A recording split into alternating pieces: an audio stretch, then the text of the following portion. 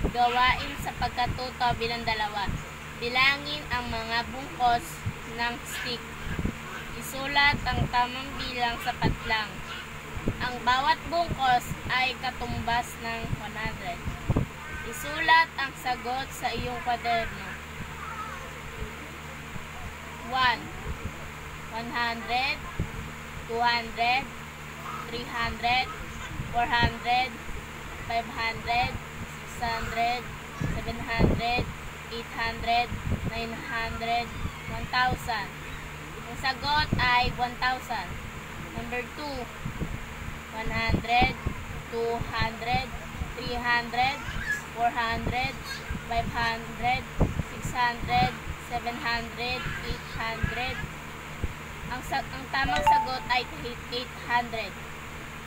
3, 100, 200, 300, 400, 500, 600, 700. Ang tamang sagot ay 700.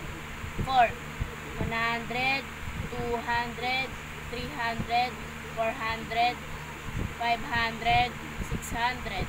Ang tamang sagot ay 600.